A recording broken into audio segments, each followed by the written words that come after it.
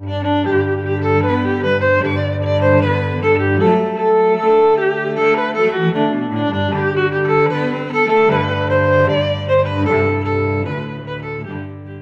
말씀을 좀 떠올려 봅시다.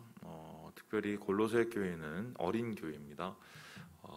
예수님을 믿은 지 얼마 안 되는 새신자들이 많은 교회. 이 교회에 열정과 뜨거움은 있었으나 반대로 해결해야 될 혼란함이 있었는데요. 그 혼란함은 다른 것이 아니라 신앙에 대한 올바르지 못한 태도들이었습니다. 그 신앙의 태도는 두 가지의 큰 영향을 받았기 때문인데, 한 가지는 헬레니즘 문화와 두 번째는 거짓 교사들의 교훈입니다.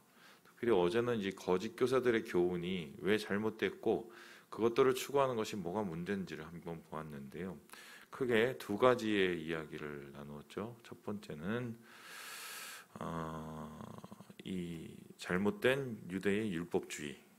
그래서 우리의 삶의 이 모습, 형태, 의지, 뭐 이런 형식, 이거 자체의 신앙의 근본을 두려워하는 것. 반면 그와 이 반대로 신비주의, 그러니까 신앙적 체험이나 종교적 체험, 뭐 이런 것 자체를 매우 중시시 여기는 것. 둘은 다 어느 정도 신앙에서 필요한 부분이긴 하지만 그거 자체가 신앙일 수가 없죠. 그래서 이 바울은 그러한 모습에서 벗어나서 신앙적인 이 밸런스, 그러니까 균형을 유지해야 될 것을 이야기합니다. 그러니까 올바른 신앙은 한쪽으로 치우치지 않는다는 것입니다. 그래서 그렇게 추구하는 율법주의의 형식들, 그리고 신비주의의 그런 체험들, 그것을 한마디로 잘라서 얘기하기를 그것은 땅의 것이다. 사실 자기의 만족에 의해서 하는 것 아니냐, 이렇게 얘기를 합니다. 그렇다면 이제 질문을 던지게 되죠. 그러면 어떻게 신앙생활을 해야 될까? 바른 신앙 태도는 어떤 것일까? 이에 대한 질문을 오늘 대답하고 있는 것입니다. 그래서 바울은 큰 전제를 하는 가지 우리에게 던지는데요. 우리 함께 1절의 말씀을 같이 한번 읽어보도록 하죠. 1절입니다. 시작. 그러므로 너희가 그리스도와 함께 다시 살리심을 받았으면 위의 것을 찾으라. 거기는 그리스도께서 하나님 우편에 앉아 계시느니라. 신앙은 무엇이냐? 바울은 한마디로 얘기합니다. 위의 것을 찾는 것이다. 위의 것은 무엇이고 찾는 것은 무엇이냐? 이게 더 알아보야겠죠. 위의 것이라는 것은 바로 주님이 계시는 곳, 하나님의 나라를 뜻합니다. 그래서 그 하나님 나라를 얘기를 할 때 뭐냐면 생명이신 예수님의 나라, 그러니까 예수님의 나라를 구하는 삶이다. 그리고 그것을 찾으라고 하는 것은, 찾기 위해서는 뭐합니까? 우리가 힘을 내야 되죠. 그리고 그 찾기 위해서는 그것을 어떻게 방향을 거기에 두어야 되죠. 그러니까 삶의 우선순위와 방향을 뜻하는 것입니다. 그러면 위의 것을 찾으라고 말하는 데는 또 숨은 게 있겠죠. 위의 것을 찾는 우리는 도대체 어디에 있냐는 것입니다. 어디 있어요? 이 땅에 있어요. 그러니까 땅에서 사는 건 확실해요. 땅에서 살면은 땅에서 살기에 필요한 것들이 있죠. 우리의 욕구를 채워야 되고 사회적 관계를 해야 됩니다. 그런데 그 욕구와 사회적 관계가 우리의 삶의 우선순위가 아니라는 거죠. 그 우선순위가 아니고 그 모든 것은 하늘의 것을 구하는 데 방향이 맞춰져야 된다는 것입니다. 제가 너무 뻔한 얘기지만 예배 시간에, 설교 시간에 그런 얘기 자주 했었죠. 예전에 중요한 건 속도가 아니라 방향이다. 삶의 방향과 태도에 대한 얘기인데요. 그래서 우리는 하나님 나라를 추구하는 삶을 이 세상 속에서 살아야 되고, 우리의 삶의 모든 이 힘과 모든 능력과 또 모든 삶의 우선순위를 하나님 나라를 추구하는데 투자를 해야 된다. 왜 그런가요? 이에 대해서 다음과 같이 얘기합니다. 우리 함께 4절의 말씀을 같이 한번 읽어보도록 하겠습니다. 4절입니다. 시작. 우리 생명이신 그리스도께서 나타나실 그때에 너희도 그와 함께 영광 중에 나타나리라. 두 가지를 얘기하고 있죠. 왜 위의 것을 찾는데, 하나님 나라를 찾는데 우리의 목숨을 다해야 되느냐? 첫 번째는 거기에 생명이 있다라고 얘기합니다. 그러면 이 세상 속에서 살아가기 위해서 우리가 추구하는 이 땅의 것들이라고 말하는 것, 그 모든 것은 당장은 먹고 살 수는 있지만 그것이 우리를 살리는 것이 아닙니다. 오히려 그것을 추구하다가 우리가 죽어갈 수도 있어요. 제가 좀 이따 좀 얘기를 할게요. 그래서 이 하나님 나라를 추구하는 것은 우리의 영혼이 살기 위한 것이다. 영혼이 살아야 육이 살죠. 그런데 육을 살리기 위해서 영을 죽이는 일은 하지 말아야 된다는 것입니다. 그래서 하나님 나라를 우리 추구해야 될 이유는 거기에 생명이 있고, 그 다음에 두 번째 어떻게요? 영광이 있다라고 합니다. 영광은 뭡니까? 빛이죠. 그러니까 우리가 마지막에 받을 하나님께서 주시는 상을 뜻합니다. 그래서 세상을 살아가면서 여러분 보세요. 이건희 회장 기억하시죠? 끝이 어떻게 됐습니까? 그분의 끝을 본받고 싶으신 분이 있나요, 여기? 그분의 끝에 대한 제가 좀 더 쓴소리들과 좀 듣기 싫은 소리들을 많이 알고 있어요. 시쳇말로 좀 세상적으로 살았던 그분의 좀 모습들인데, 그거 좋아하는 사람 없습니다. 그렇게 아무리 세상에서 세상의 것을 마음껏 누리고 마음껏 가지고 있었던 그분의 끝을 좋아할 사람은 없어요. 롯데 회장님은 어떠십니까? 그 끝이 좋나요? 그게 영광인가요? 아니죠. 결국 이 세상의 것을, 모든 것을 추구를 하고 이 세상의 것으로 우리 것을 막 채우려고 노력해도 그 끝이, 그 극한이 바로 그거예요. 스티븐 잡스 얘기를 아시죠? 그분을 어떤 분인지는 저도 잘 모르겠어요. 근데 그분이 소위 말해서 세계를 이 미디어 혁명 또 IT 혁명을 일으키신 그분이 온갖 그 부를 다 누리신 분이 최종적으로 삶 속에서 췌장암 걸려서 돌아가실 때 그분 자기에게 남고 자기에게 끝까지 추구한 건 가족이었어요. 가족. 그거밖에 없다는 거죠. 그런 삶의 모습을 바라보면서 우리는 세상 것, 땅의 것, 내가 이 세상에서 살기 위해서 내가 아둥바둥 거리는 것을 추구하는 게 전부가 아니구나. 그것에 내가 목표를 두면 내 인생이 그렇게 끝날 수도 있다는 걸 알게 되죠. 그런데 하나님 나라를 구하게 되면 어떻게 해요? 생명을 얻고 영광을 얻는다. 우리가 주님을 만나는 그때 받을 영광, 그것은 이루어질 하나님의 나라죠. 내가 찾고 있는 하나님의 나라, 이미 임하신 하나님의 나라를 그날에는 완전히 이루어지는 것을 우리가 보게 됩니다. 그래서 쉽게 설명하면 천국 가는 거예요.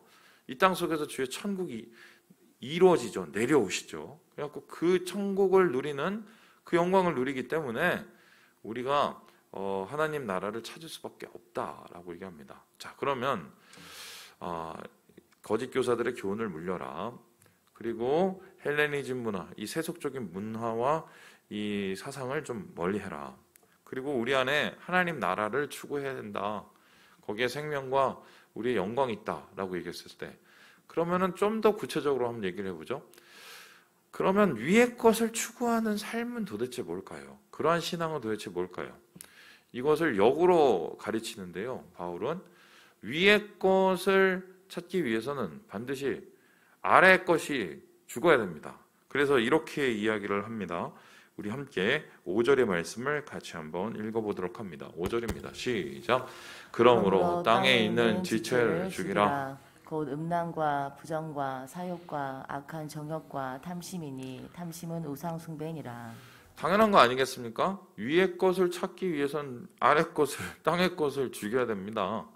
목사님, 그러면은 세상 속에 살면서 한마디로 우리도 세례 요한처럼 낙타 털어 입고 광야 나가고 거기서 무슨 로얄 젤리 먹고 그러고 살아야 됩니까? 그건 아니죠.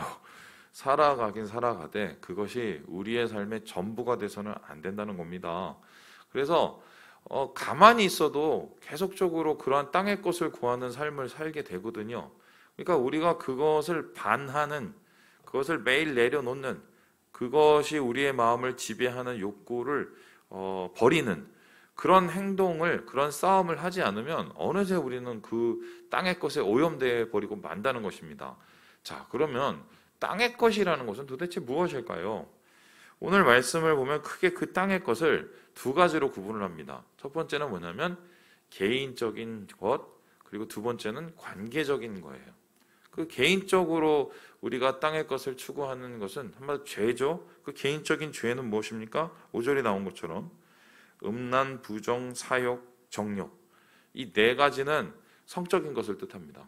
그래서 뭐 이것에 대해서 동의하지 않으시는 분들이 있는데 저는 이게 굉장히 중요하다고 봅니다. 특별히 남자들이 훨씬 더 중요합니다. 제가 이 청년들한테 우스갯소리로 얘기를 하는데 우리나라 남자 중에 2명 중에 1명은 바람 피고 다닌다고 얘기했어요. 이게 제가 그냥 한 소리가 아니에요. 그 통계를 보면 그 자기 배우자 외 그런 소위 말해서 다른 타 이성을 만나서 소위 좀 그런 행동을 하신 그 적이 있다고 표현한 게 그게 무슨 잠깐의 바람이든 아니면은 오랜 바람이든 아니면 약간의 바람이든 간에 그렇게 체크를 하신 분이 인생에서 50%가 넘어요. 진짜예요. 제가 근거가 있어요. 저한테 근거. 남자들이 그런 세계 속에서 살고 있죠. 뭐 끝나고 회식하고 회식 끝나고 또 뭐 하고 뭐 2차 가고 뭐 이러한 문화가 우리 한때 있는 문화였기 때문에 지금은 이제 코로나 때문에 이제 그런 게 많이 없어졌다고는 얘기하지만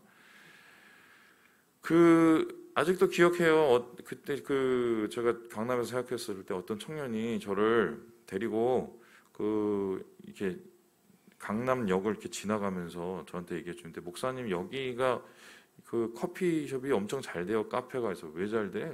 그랬더니 그 청년이 밤에만 잘 된대. 그래서 왜 밤에 잘 돼? 했더니 거기가 소위 말해서 그런 이 성적인 것을 하는 것을 기다리는 자리래요.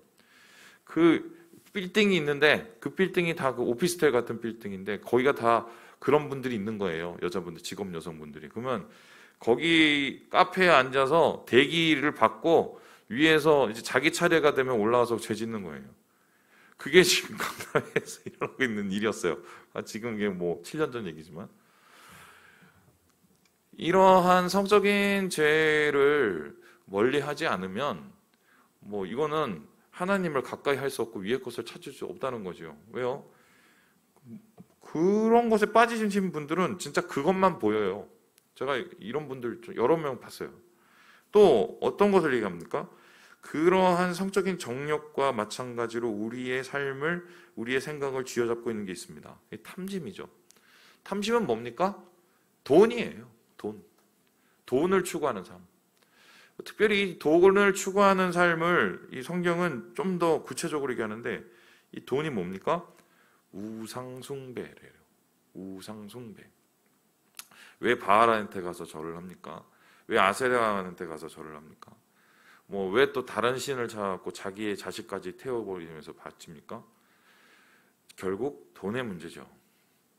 사람이 추구하는 게 아니라고 얘기하지만 있건 없건 똑같습니다. 없는 사람은 없는 사람대로 돈 때문에 힘들고 있는 사람은 있는 사람 때문에 돈 때문에 힘듭니다. 그렇다면 돈이라는 것은 있고 없고는 문제가 아니에요. 우리의 삶의 중심의 문제고 태도의 문제인데요. 목사님, 그러면 목사님은 돈 없이 삽니까? 못 살죠. 그런데 돈이 전부가 아니라는 것은 압니다. 이 돈이 전부가 아니라는 것이라는 말은 뭐냐면 기본적으로 어느 정도 돈은 있어야 된다는 소리가 아니에요. 그것을 추구하고 그것을 내가 뭐 어느 정도 수준에서 만족할 수가 없다는 거예요. 여기에 마음을 두고 여기에 마음이 꽂히고 여기에 우리의 안정과 여기에 우리의 편안을 거기에 뿌리를 두기 시작하면요. 절대로 이 세상에서는 편안과 평안을 누릴 수가 없다는 것입니다. 그래서 결국 그거예요. 하나님이 돈을 부어주셔야 되는 거예요. 내가 오늘 살 수 있는 그 일용할 양식을 부어주시는 분이 하나님이라는 것을 인정하고 살아가는 것이 그것이 돈에 대한 가장 바른 태도죠. 그러니까 날아다니는 참새, 뭐 까마귀, 새 들에 핀 백합화, 나온 이 꽃들을 보세요. 누가 먹이고 누가 입히냐는 거죠. 하나님이 하신다는 거. 그런데 탐심에 한번 빠지면 그건 하나님이 하는 게 아니라 어떻게 하는 거라고 생각합니까? 내가 해야 그것을 번다고 생각을 하는 겁니다. 그러니까 나는 하나님을 믿되 이 돈에 대한 만큼은 포기를 못하는 거예요. 그러니까 이것은 뭐예요? 다른 하나님인 거죠. 하나님과 다른 또 하나님을, 주인과 또 다른 주님을 같이 섬기는 거예요. 그래서 예수님께서는 이를 가지고 뭐라고 합니까? 그거는 우상숭배다. 두 주인을 섬기는 것이라고 이야기하지 않습니까? 그래서 개인적으로는 이런 정욕과 이런 탐욕을 버리는 것이 이게 바로 하나님의 나라를 추구하는 것이다 라고 얘기합니다. 그리고 땅에 있는 것을 죽이는 것은 또 무엇인가요? 우리 함께 8절을 읽고 마무리해 보도록 하겠습니다. 8절입니다. 시작.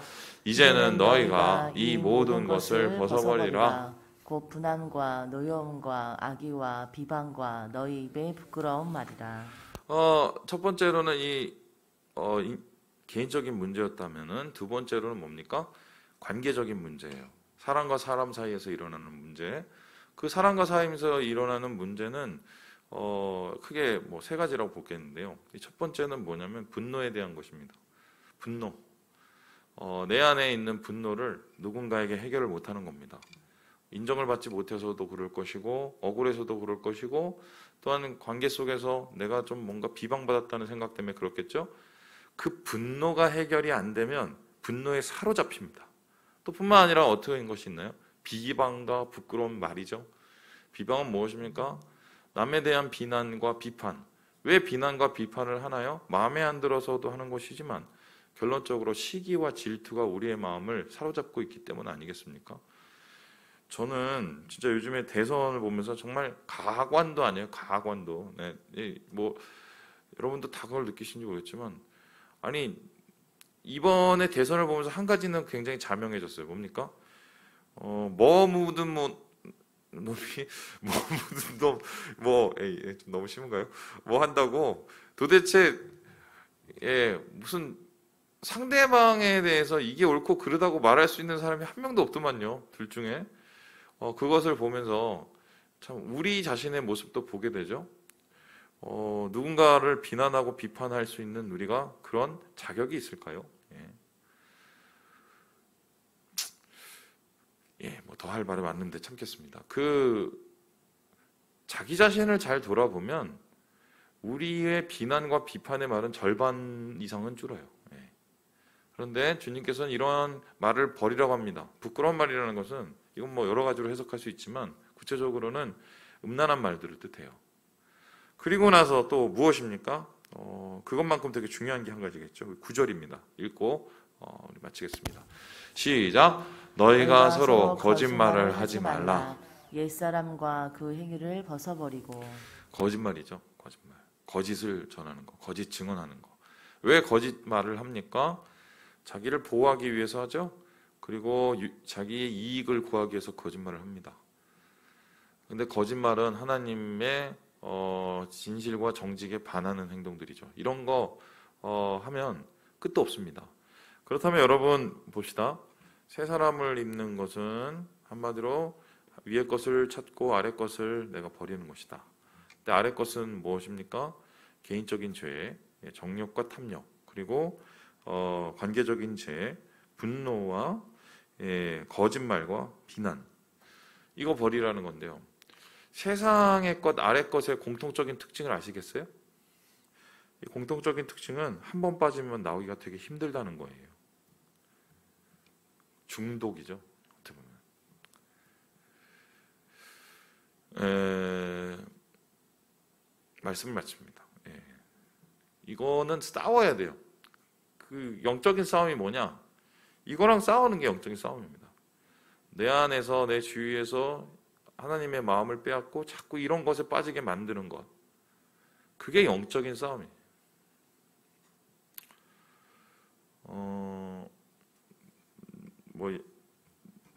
한마디만 더 보태겠습니다. 제가 요즘에 저 옷장을 열어보고 스스로를 굉장히 반성하고 있습니다. 안 입는 옷이 왜 이렇게 많아요? 아유, 예. 그거 살 때는 다 이거 사면 다 입을 것처럼 생각하고 다 샀는데 안 입는 옷이 이렇게 많아요. 예. 쓰지도 못하고 안 할 거를 왜 옷장에다 넣어놓고 제가 저를 봐도 한심하더라고요. 어느 순간. 그게 짐이죠? 그죠? 우리의 삶에는 얼마나 그런 게 많겠어요? 예. 탐욕과 탐심과 또 우리가 구하는 여러 가지 기호들과 버릴 건 버리고 던질 건 던지고 예. 찾을 건 찾아야 됩니다. 예. 주님 안에서 이러한 마음을 잊지 마시고 새 사람이 되어서 하늘의 것을 누리시는 우리 형제 자매들 되시길 주님의 이름으로 축원합니다.